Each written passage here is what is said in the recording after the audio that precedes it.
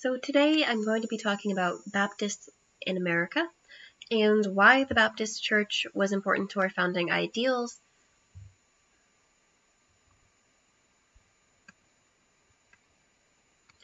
So a brief history of the Baptist Church and its core beliefs. The first Baptist churches were formed by English speakers in Holland in 1609 to 1612. Baptists, as well as Martin Luther, who founded the Protestant movement in the 1500s, asserted that believers were capable of reading and interpreting the Bible on their own. This differed from Catholic notions that Christians had to abide by the magisterium, which was Rome, sacred scripture, and sacred tradition. The Baptists separated from the English Church because they believed that membership should be voluntary and that only believers should be baptized. They rejected the idea of parish structure and the idea of infant baptism, and that people were born into the church.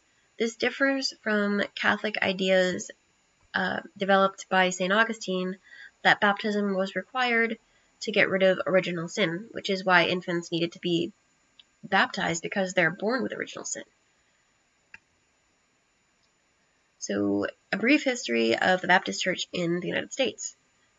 In 1663, Roger Williams and John Clark secured a charter from King Charles II guaranteeing religious freedom in Rhode Island.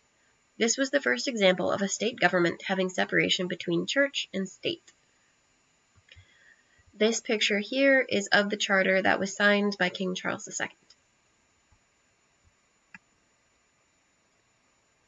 A brief history of the Baptist Church in the U.S. continued. The first Baptists in America met in the home of Roger Williams.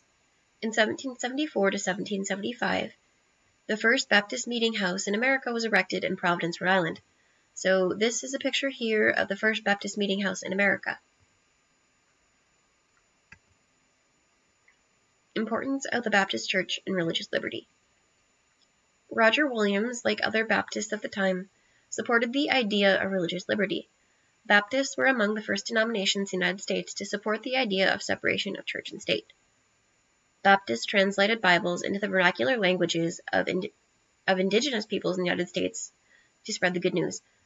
This Bible here is written in the Choctaw language.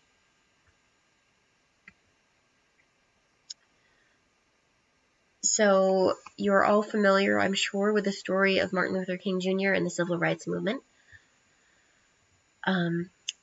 Some Baptists, such as Martin Luther King Jr., use biblical allusions to support the Civil Rights Movement to appeal to people's logos and ethos in his speeches. Now, logos means logic, ethos means emotion. So an example of this is when he said in his famous I Have a Dream speech, "Every valley shall be made exalted, and every hill and mountain shall be made low.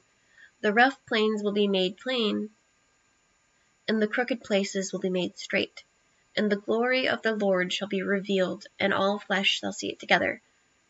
He uses this biblical allusion to show that he believes that God can make things right, including hate within the United States. And I definitely agree with him on that point. Thank you.